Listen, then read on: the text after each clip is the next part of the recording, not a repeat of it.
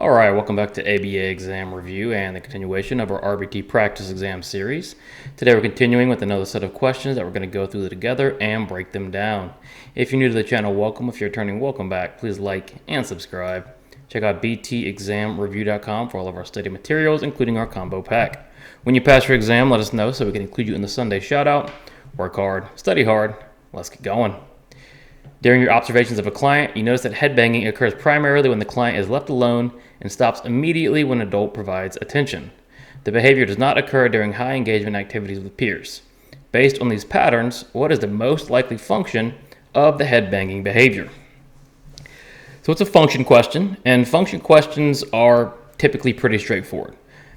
Function means why is the behavior happening, and we have our four main functions, which is escape, automatic or sensory, access to attention, and tangible access.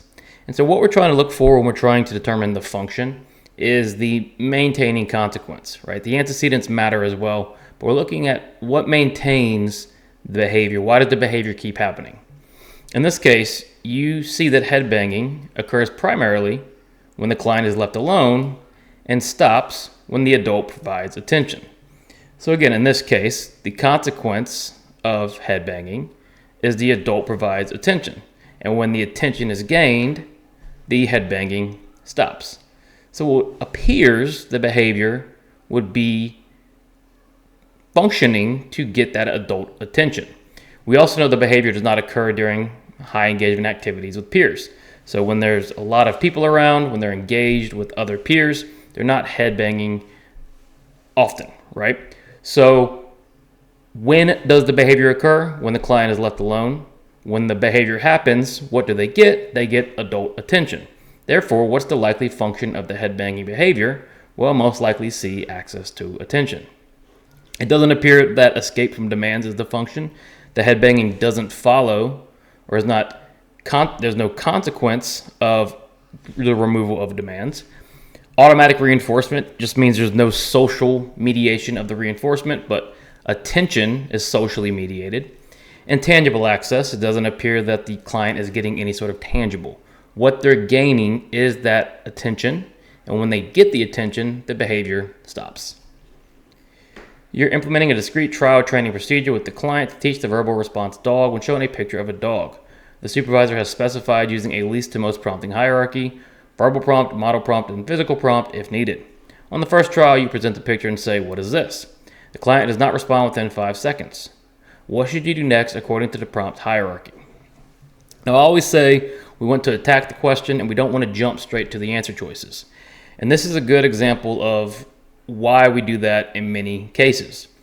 This is not a challenging question, but if you jump to the question choices or answer choices right away, you could get a little tripped up. But if you stay in and attack the question, you realize the answer is very obvious. So the question says, what should you do next according to the prompting hierarchy?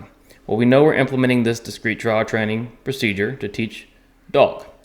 The supervisor says use least to most prompting, starting with a verbal prompt, then a model, then a physical. So if you have your first trial and you present a picture and say, "What is this?" and the client does not respond, well, according to our prompting hierarchy, where are we going next? Well, if we look at this least to most, we're starting with a verbal prompt. So A, immediately provide a full physical prompt by guiding the client's mouth to form the word. Well, since we're going least to most, our physical prompt is going to be last and only as necessary. B, provide a verbal prompt such as say dog and give the client another opportunity to respond. Well, in our least to most hierarchy, verbal prompt is first, so that seemed like it would make sense. C, repeat the same instruction without any prompt and wait longer. We are told to use a prompting hierarchy, so we are going to implement this prompt when there is no response within that first 5 seconds in that first trial. D, model the correct response by saying dog for the client to imitate. Again, model is part of our prompting hierarchy, but it does not come first. It comes after the verbal prompt. So B is our answer. Provide a verbal prompt such as say dog and give the client another opportunity to respond. Your supervisor has designed a behavior plan that includes a brief timeout procedure for aggressive behavior. The procedure specifies that when aggression occurs, the client is moved to a safe, non-stimulating area for 2 minutes. However, you notice that the client actually seeks out the timeout area and appears to enjoy the isolation. the aggressive behavior is not decreasing. What is the most likely explanation? Well, let's think about this. Let's explain what is happening with this client's behavior. The behavior plan says we have a timeout procedure for aggressive behavior. The procedure says when aggression occurs, put the client in timeout. In other words, move them to a safe, non-stimulating area for 2 minutes. So remove them from the area. However, the client seems to be wanting to go to the timeout area, and the aggressive behavior is not decreasing. So what does that tell you? If this aggressive behavior is not decreasing, is this functioning as punishment? It's not, because if it were functioning as punishment, this timeout procedure, behavior would be going down. So how can we explain what is happening here? A, the timeout procedure is working correctly and needs more time to be effective. Well, it's not necessarily working correctly if that behavior is not decreasing. If we're trying to use timeout as punishment, it is not effective in this case.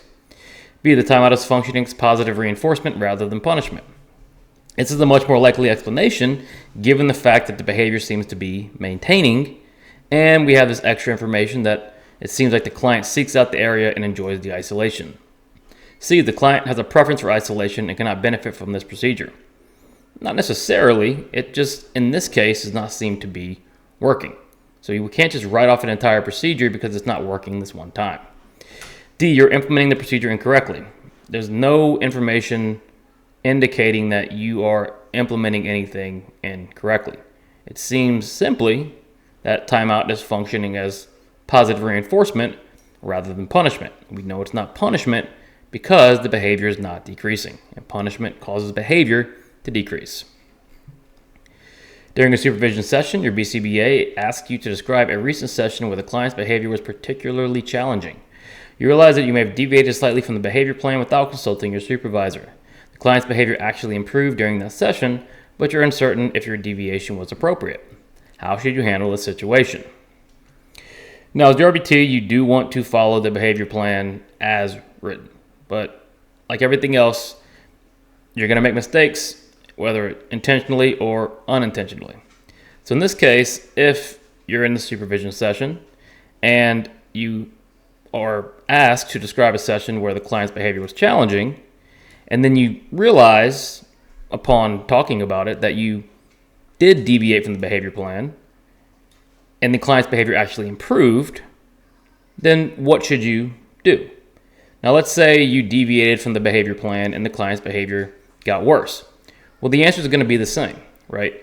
The task list says we need open, honest, clear, prompt communication with our supervisor. So in this case, how should you handle the situation? A, don't mention the deviation since the behavior improved anyway.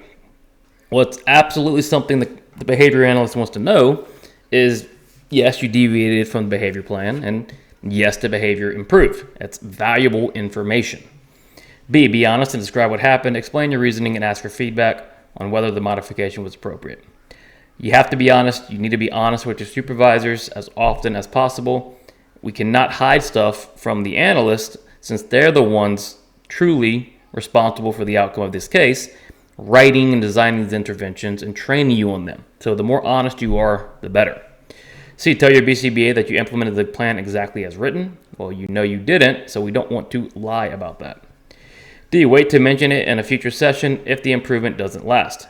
No, we want to tell them now. Maybe, even though it was a mistake, it was a good mistake, and now we can actually implement that into the plan itself.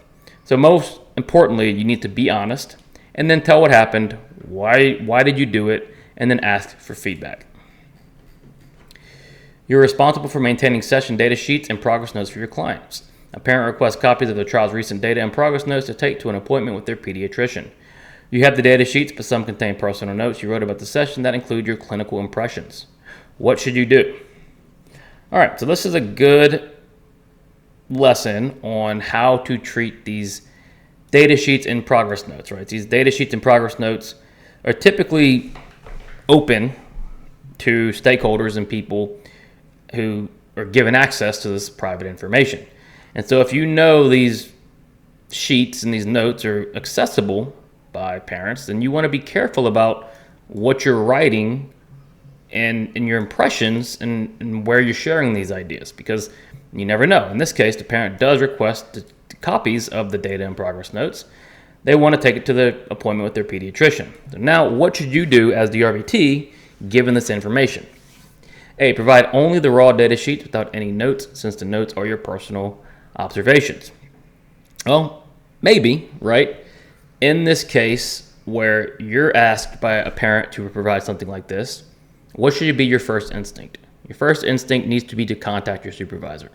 So B, provide all documentation but highlight your personal notes so the parents know which parts are your impressions.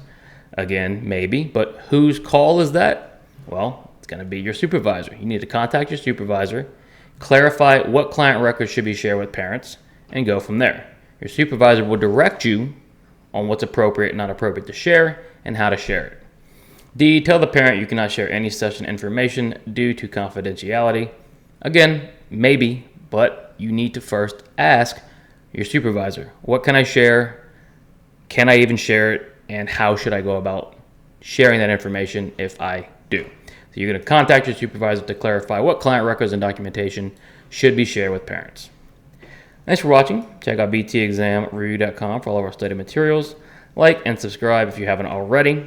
When you pass, let us know so we can include you in the Sunday shout-out. Work hard, study hard. See you soon.